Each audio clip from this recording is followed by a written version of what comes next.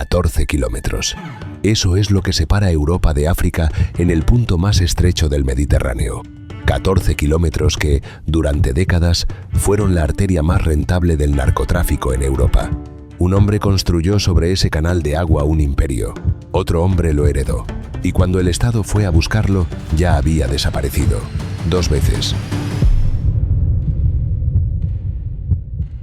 Hay historias que no empiezan con un disparo ni con una explosión. Empiezan con un plato de pasta, una mesa familiar, un restaurante tranquilo en Chiclana de la Frontera. Es mediodía de un miércoles de junio de 2020. El sur de España hierve bajo el sol de verano. En la terraza de un restaurante italiano, un hombre de constitución corpulenta almuerza con su familia. Parece un vecino más, podría ser cualquiera. Pero sobre él pesa, desde hace un mes, una orden de búsqueda y captura emitida por la Guardia Civil. Es Jesús Manuel Heredia Heredia. Tiene 40 años. Lo conocen como el Pantoja. Y en ese momento es, según los investigadores antidroga, el mayor capo del hachís en activo en toda España. Los agentes que entran al restaurante lo hacen con discreción. No hay tiempo para escenas. Heredia no opone resistencia. Come, mira y entiende que el juego ha terminado, al menos por ahora. Pero esa detención no es el final de la historia. Es apenas el tercer capítulo de una saga que lleva décadas escribiéndose en las costas de Cádiz, en los muelles de Algeciras, en los callejones del barrio del Saladillo y en las aguas negras del Estrecho. Una saga de maestros y discípulos, de imperios que se heredan, de clanes que se fragmentan y reagrupan como mercurio sobre el suelo. Una saga en la que el Estado lleva años ganando batallas y en la que la guerra, sin embargo, no termina. La pregunta no es quién fue el Pantoja, la pregunta es qué tipo de mundo hizo posible que alguien como él llegara a controlar el tráfico de drogas de una región entera. ¿Qué vacíos llenó? ¿Qué estructuras heredó? ¿Y por qué, incluso capturado y condenado, el sistema que construyó continuó operando? El Estrecho de Gibraltar no es solo una frontera geográfica, es un negocio. Y durante décadas, los clanes del campo de Gibraltar lo entendieron mejor que nadie. Pero para comprender cómo llegó el Pantoja a ese restaurante de Chiclana, para entender qué construyó exactamente y por qué su caída no significó el fin de nada, hay que retroceder. Hay que ir a los barrios donde todo empieza. Hay que rastrear la genealogía del crimen organizado en el sur de España, esa línea de transmisión invisible que va de maestro a discípulo, de capo a heredero, de generación en generación, con la misma inevitabilidad que el oleaje que rompe contra las playas del Estrecho cada noche. Porque la historia del Pantoja no es la historia de un individuo, es la historia de una estructura. Y esa estructura empezó a construirse mucho antes de que Jesús Manuel Heredia Heredia naciera en el Saladillo. Hay una pregunta que los investigadores antidroga llevan años haciéndose: ¿por qué el campo de Gibraltar? La respuesta obvia es geográfica. 14 kilómetros de agua, las rutas comerciales más transitadas del mundo, Marruecos con sus extensas plantaciones de cannabis en el Rif a pocas horas de distancia. Pero hay algo más. Hay una historia económica y social que hizo de esa región el caldo de cultivo perfecto para que el narcotráfico se convirtiera en una industria multigeneracional. En los años en que los grandes clanes comenzaron a estructurarse, el desempleo en el campo de Gibraltar superaba el 40% en algunos municipios. La industria naval entró en declive. Los astilleros cerraron. El puerto generaba riqueza, pero esa riqueza no llegaba a los barrios. Y en ese vacío, el narcotráfico creció desde dentro, alimentado por una economía sumergida que ya existía, que ya tenía sus redes, sus códigos, sus jerarquías. El hachís marroquí simplemente encontró los canales que décadas de contrabando habían trazado. Esa es la paradoja del campo de Gibraltar.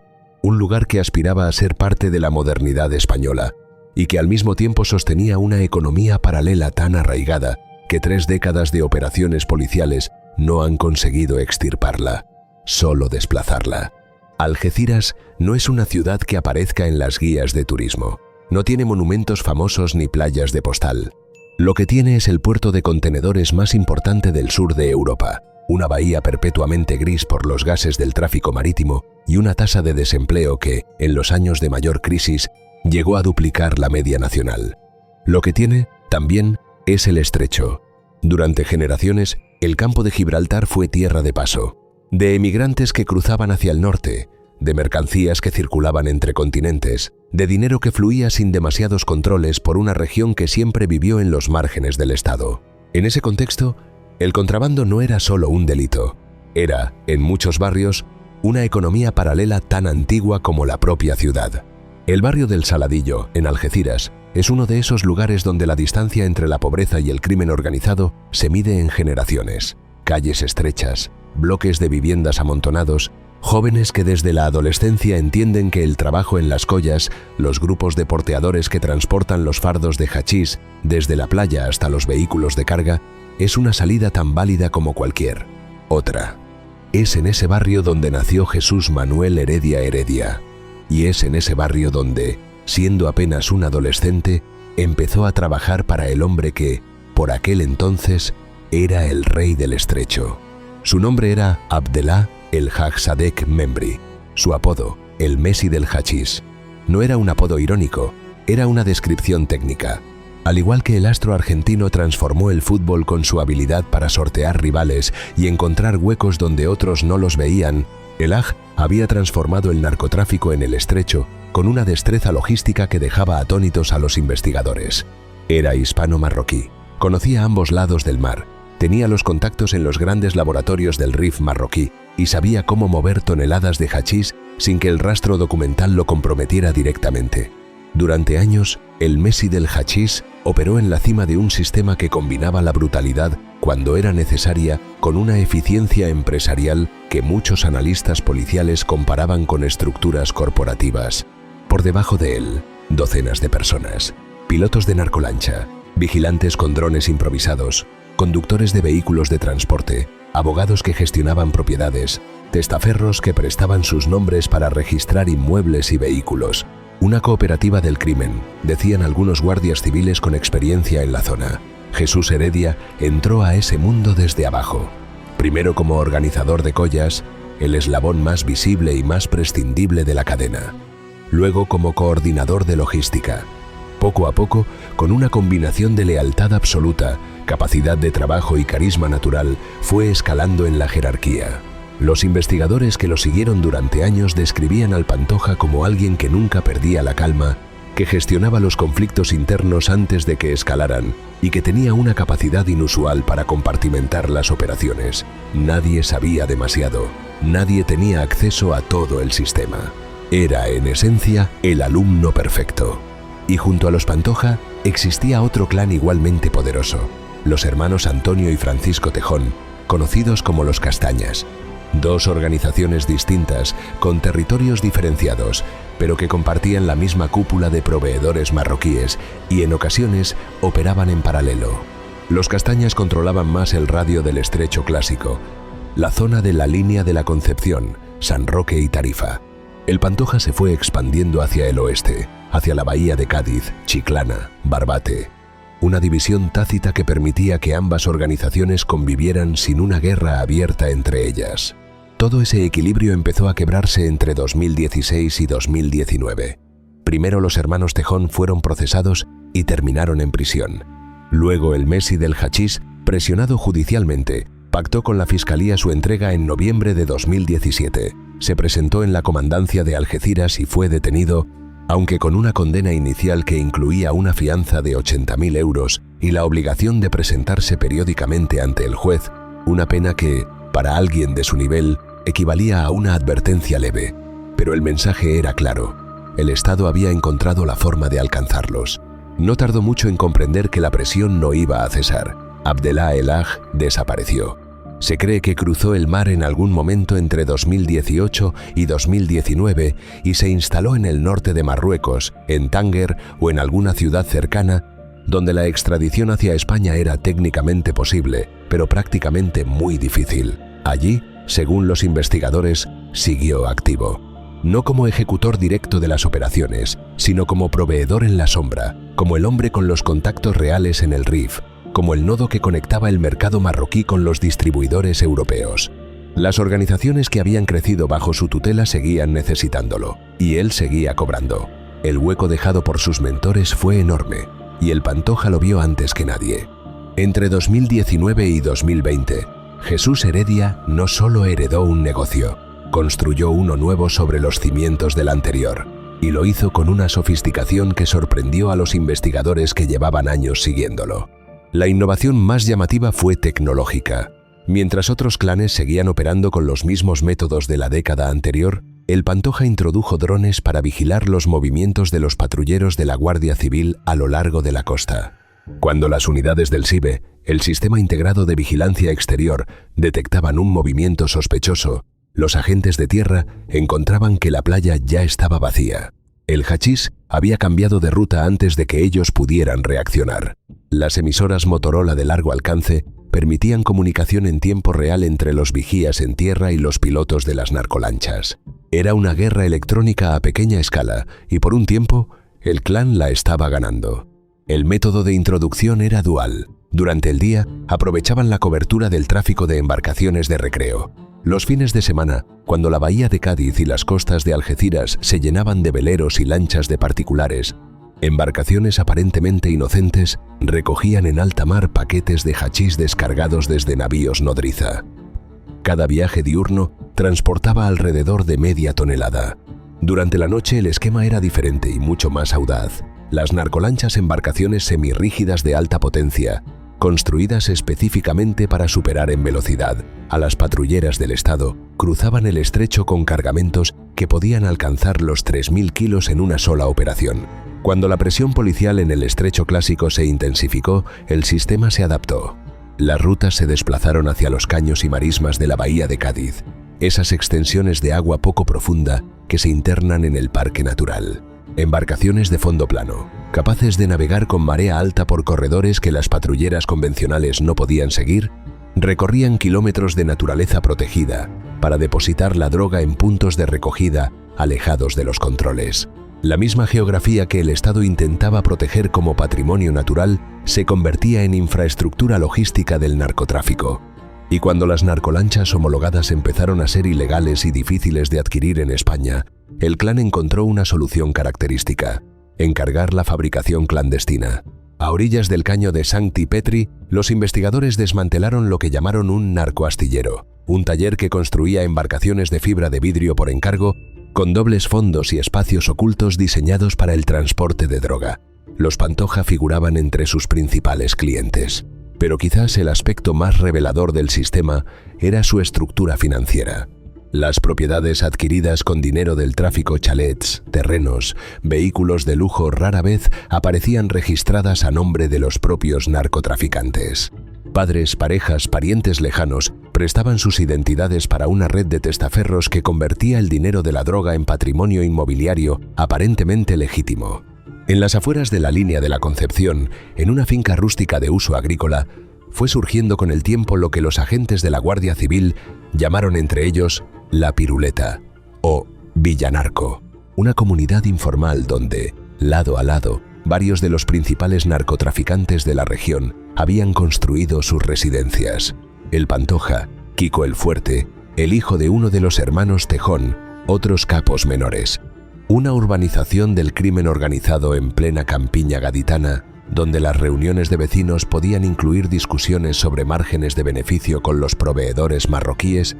Por encima de todo, sin embargo, permanecía el vínculo con Marruecos. Aunque el Messi del hachís estaba formalmente procesado, los investigadores creían que seguía activo desde el norte del país africano, percibiendo un porcentaje de las operaciones que herederos como el Pantoja llevaban a cabo con sus antiguas conexiones. El mercado del hachís marroquí, concentrado en las montañas del Rif, no desaparece porque detengas a sus distribuidores europeos. Simplemente encuentran nuevos intermediarios. Y los mejores intermediarios son los que ya conocen el sistema por dentro. Lo que los investigadores del OCON y del Grupo de Acción Rápida de la Guardia Civil observaban durante los meses de seguimiento era una organización con varias capas perfectamente diferenciadas. En la cúspide, el Pantoja. Bajo él, un lugarteniente que coordinaba las operaciones tanto por tierra como por mar. Más abajo, los grupos especializados, los pilotos, los vigías, los transportistas, los que gestionaban el combustible, los que organizaban los garajes de almacenamiento temporal. Cada grupo conocía su función y nada más. Si uno era detenido, el daño al conjunto era limitado. Y luego estaba el dinero. El gran problema no era ganar el dinero. era explicar cómo se tenía. Juan Manuel Reyes Macías, conocido como El Potito, fue uno de los nombres que saltaron a los titulares tras la caída del Pantoja como uno de los colíderes de la organización. Antes de ser identificado como narcotraficante, El Potito había aparecido en los medios de comunicación por un motivo muy diferente. En 2016, organizó para su hermana una boda que los invitados describieron como la boda del siglo. 400 personas, decoración opulenta. Una ceremonia en la iglesia de la Inmaculada de Algeciras que dejó a la ciudad sin palabras. Nadie preguntó cómo se había financiado semejante despliegue. La sombra del narcotráfico sobrevolaba el evento, pero nadie la nombraba. Era el blanqueo en su versión más visible. El dinero de la droga convertido en celebración pública, en imagen de prosperidad, en un relato de éxito que la comunidad veía y en buena parte aceptaba. Esa era la otra cara del poder del narcotráfico en el campo de Gibraltar. No solo la violencia, que existía y era real. También la integración social, la mezcla entre el dinero sucio y la vida cotidiana. Los narcos que eran vecinos, que compraban en los mismos supermercados, que mandaban a sus hijos a los mismos colegios. Una normalización del crimen que hacía más difícil la labor policial y que con el tiempo había erosionado el principio de autoridad en ciertos barrios de forma preocupante. La Operación Lodos, desplegada en abril de 2021, atacó el eslabón financiero de la cadena. En el Novo Sancti Petri, las mismas playas donde el clan del Pantoja había tenido uno de sus narcoastilleros, los agentes desmantelaron una red de blanqueo de capitales cuyos cabecillas eran narcos afincados tanto en el campo de Gibraltar como en la bahía de Cádiz. Más de 300.000 euros en efectivo incautados, propiedades registradas a nombre de terceros, tierra y ladrillo como receptáculos del dinero que el hachís generaba cada semana. Así funcionaba el nuevo imperio del Estrecho, preciso, adaptable, brutalmente eficiente. En 2018, el Ministerio del Interior español reconoció formalmente lo que cualquier guardia civil del campo de Gibraltar ya sabía. La situación en la zona era de emergencia. El Plan Especial de Seguridad para el campo de Gibraltar fue la respuesta institucional, un refuerzo de medios humanos y tecnológicos concentrado en una de las fronteras más porosas de Europa. Solo en los 2 primeros años de aplicación, el plan permitió la incautación de casi 270 toneladas de droga y la detención de cientos de personas. Era una presión nunca vista. Y el Pantoja, que para entonces ya controlaba buena parte del mercado tras la caída de los Castañas y el repliegue del Messi, la sintió de pleno. El problema del narcotráfico, cuando el Estado aprieta, no es que desaparezca, es que muta, se adapta. Encuentra nuevos vectores, nuevas rutas, nuevos actores.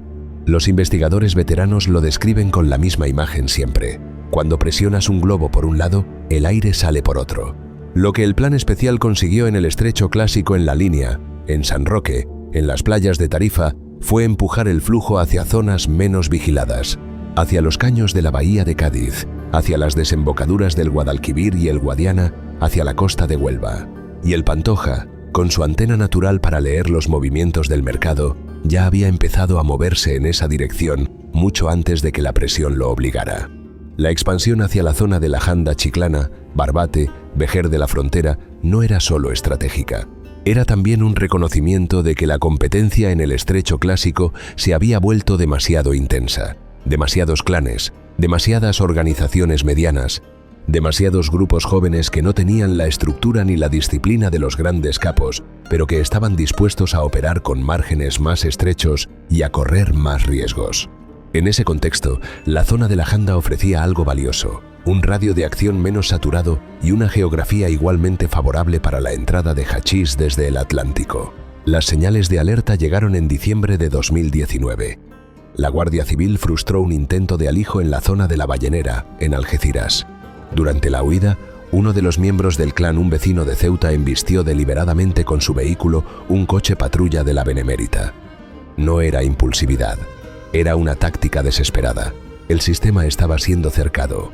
Esa misma semana de enero de 2020, mientras los agentes del OCON, el organismo de coordinación del narcotráfico, y la UDICO de Algeciras ajustaban el cerco, ocurrió algo que añadiría una nueva dimensión de gravedad al caso. En aguas cercanas a Tánger, a 28 millas de Cabo Espartel y apenas 7 millas de la costa de Tarifa, el pesquero Rua Mar desapareció. 6 tripulantes, ningún superviviente, el barco se hundió en una noche de mala mar, aunque sin temporal declarado. Semanas después, las investigaciones de la Audiencia Nacional revelaron lo que algunos sospechaban. El Rua Mar habría transportado hachís para el clan de los Pantoja cuando naufragó. 6 hombres muertos. La droga, en el fondo del estrecho. El caso, abierto durante años.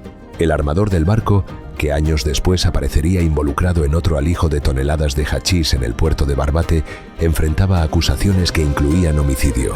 La fiscalía señalaba al Pantoja como uno de los responsables del cargamento. El narcotráfico no es un crimen sin víctimas, es un crimen que oculta a sus víctimas. El 13 de enero de 2020, la Operación Rubio dio su primer golpe. 9 detenidos, más de 2.000 kilos de hachís incautados, 3 vehículos, varias armas simuladas y abundante material de telecomunicaciones. Jesús Heredia, sin embargo, no estaba entre los arrestados. Había logrado escapar antes de que los agentes cerraran el operativo. Una fuga que revelaba tanto su instinto de supervivencia como la calidad de su red de información sobre los movimientos policiales. Durante 4 meses, el Pantoja estuvo prófugo en su propio territorio. Los investigadores creían que permanecía en la zona, moviéndose entre casas de colaboradores, cambiando de localización regularmente, aprovechando la misma red de contactos que había construido durante años para evadir el cerco. La paradoja era brutal. El mismo sistema que lo hacía poderoso era el que lo mantenía libre. Era también la demostración de algo que los especialistas en crimen organizado llevan décadas señalando. Desarticular una red no es lo mismo que capturar a su líder. Los tentáculos pueden seguir operando incluso cuando la cabeza está siendo buscada. El 25 de mayo de 2020, la Operación Caniche Rubio golpeó con toda su fuerza. 18 registros simultáneos en toda la comarca del Campo de Gibraltar. 36 detenidos. 4.300 kilos de hachís incautados. 19 vehículos, 9 embarcaciones, un subfusil, un arma corta, cuantiosa tecnología de vigilancia y comunicación y dinero en efectivo. Era el desmantelamiento de la organización. La estructura operativa del clan quedó destruida en pocas horas. Heredia seguía libre, pero ya no tenía ejército. Y entonces llegó el miércoles de junio en ese restaurante de Chiclana. La familia, la mesa, el plato de pasta y los agentes que entraron sin hacer ruido. La detención de junio de 2020 no fue dramática. No hubo persecución a alta velocidad ni disparos en la oscuridad. El Pantoja entendió, en el momento en que vio entrar a los agentes, que el tiempo de correr había terminado, al menos por el momento. Los días siguientes fueron de trámite judicial. Heredia fue puesto a disposición del juzgado. El juez decretó prisión provisional. Por primera vez en su carrera delictiva, el mayor capo del hachís en España se encontraba formalmente en manos del Estado. Pero el sistema judicial tiene sus propios tiempos. Lo que vino después fue un proceso judicial largo, complicado, típico de las estructuras criminales que se especializan en dilatar lo inevitable. El juicio contra el clan de los Pantoja sufrió 2 aplazamientos antes de comenzar definitivamente en septiembre de 2022 en la sección séptima de la Audiencia Provincial de Cádiz, con sede en Algeciras. Primero lo retrasó la renuncia de uno de los acusados a su abogado defensor, alegando que el letrado no se había preparado el caso. Luego lo paralizó el contagio de COVID de una de las abogadas. En el edificio del juzgado, los magistrados habían tenido que adaptar una sala especialmente para los macrojuicios del narcotráfico gaditano. No fue suficiente. La primera vez que se usó para otro proceso un caso de tráfico de cocaína con 19 acusados ya se quedó pequeña. Las condenas de ese proceso sumaron 80 años de prisión y multas de 133 millones de euros. Era el reflejo de lo que los juzgados de Algeciras habían llegado a ser, la primera línea judicial de la guerra contra el narcotráfico en Europa. Mientras esperaba juicio, Heredia fue detenido de nuevo. En marzo de 2022, la Guardia Civil lo consideró parte de una red que operaba entre Chiclana y Barbate, un área que llevaba años siendo su territorio de expansión. La operación en la zona de la Janda desarticuló otro entramado dedicado tanto al tráfico como a la logística del combustible para las narcolanchas. El Pantoja había seguido activo incluso con la espada de Damocles de un proceso judicial sobre la cabeza. Cuando el juicio se celebró finalmente en septiembre de 2022, la Fiscalía Antidroga había pedido 13 años de prisión para Heredia y penas millonarias de multa. El resultado fue diferente. Pacto. El Pantoja alcanzó un acuerdo con la Fiscalía Antidroga del Campo de Gibraltar, admitiendo haber organizado la entrada de hachís. Fue condenado a 6 meses por pertenencia a grupo criminal y a 4 años, 5 meses y 15 días por un delito contra la salud pública. Además, el pago de 2 multas que superaban conjuntamente el 1.700.000 euros. Fue absuelto de los delitos de receptación y tenencia ilícita de armas. Una condena de 5 años de prisión, para quien había controlado durante años el mayor flujo de hachís de España. De los 14 integrantes del clan que se sentaron en el banquillo junto a él, 10 fueron condenados a penas de entre año y medio y 6 años. 4 fueron absueltos. El tribunal consideró probado que la banda actuaba de forma organizada, encargándose de la introducción, transporte, custodia y distribución de hachís. Lo enviaron a cumplir condena a la cárcel de El Dueso, en Cantabria, lejos del sur, lejos de su red, lejos del estrecho.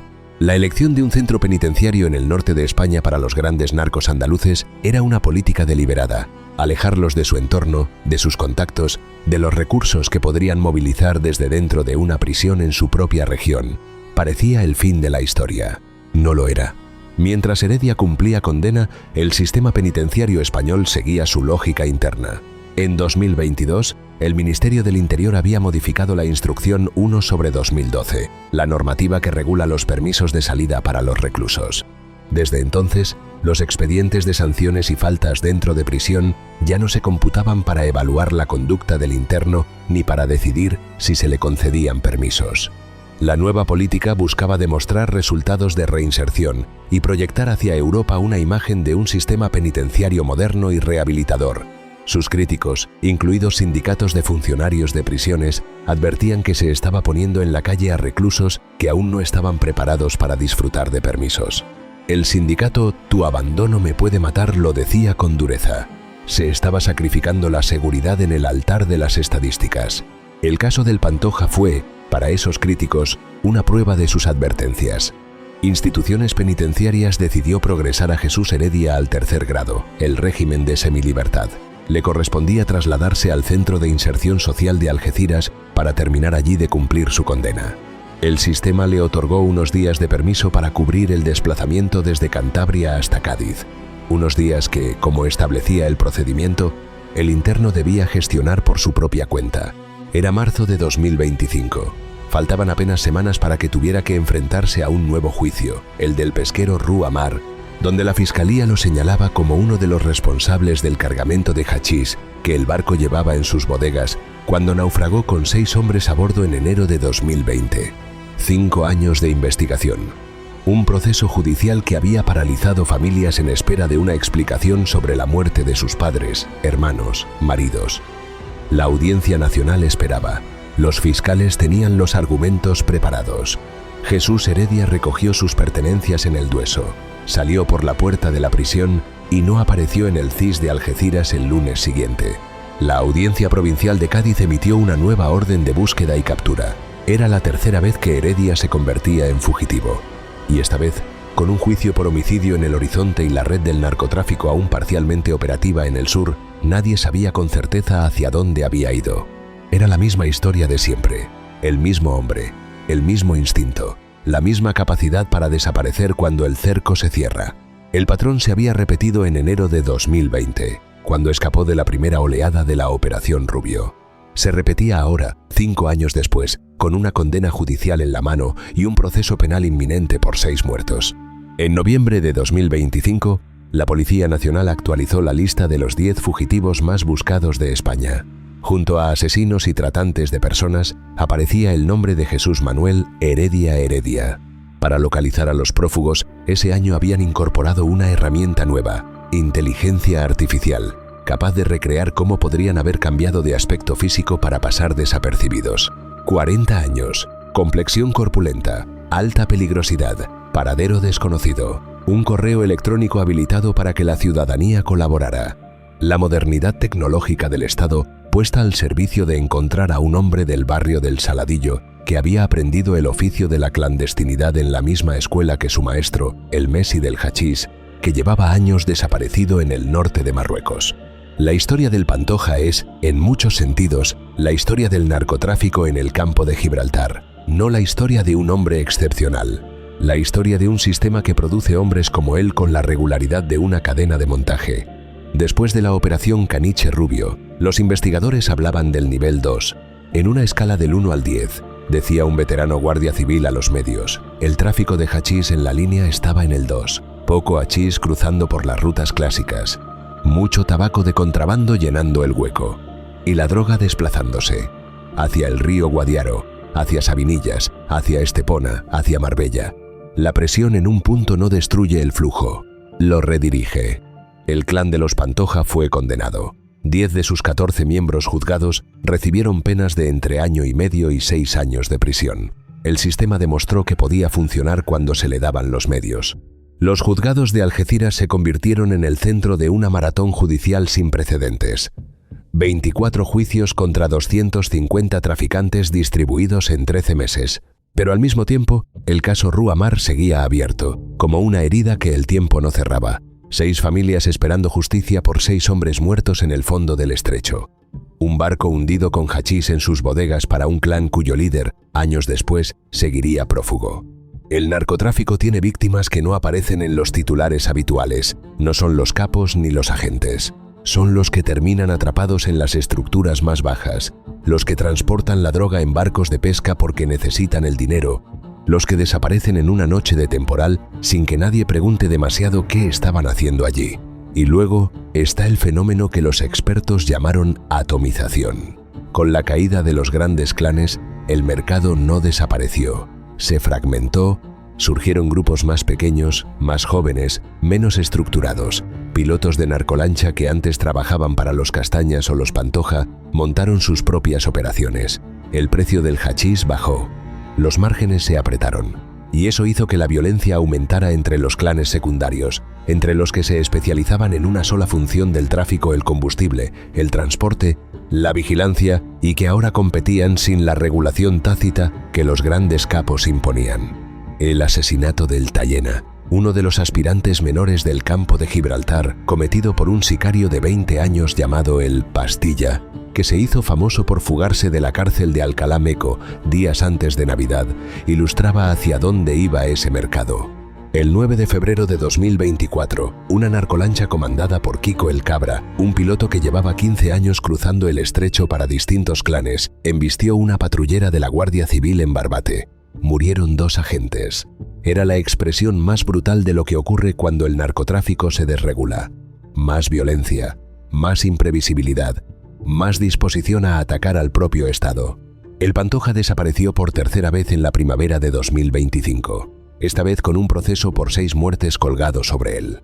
Los investigadores barajaban las posibilidades. Marruecos, donde su antiguo mentor, el Messi del hachís, seguía en paradero desconocido. La red de contactos que había construido durante décadas en ambos lados del mar. La misma capacidad de adaptación que lo había hecho grande. En Algeciras, en los barrios del Saladillo y el Zabal, la vida continuaba. Los jóvenes seguían mirando hacia el estrecho. 14 kilómetros de agua, el negocio más antiguo del sur de España. La Guardia Civil seguía patrullando las costas, los fiscales seguían preparando acusaciones, los jueces seguían dictando sentencias. Y en algún lugar, un hombre de 40 años al que la inteligencia artificial intentaba encontrar cambiando su rostro digital para anticipar cómo habría modificado su aspecto, observaba quizás esas mismas aguas desde algún punto que nadie conocía. El Pantoja fue el heredero de un imperio. El Estado lo capturó, lo juzgó y lo condenó. Y cuando creyó que la historia había terminado, el heredero volvió a desaparecer. Porque en el estrecho de Gibraltar, los imperios no mueren, solo cambian de manos.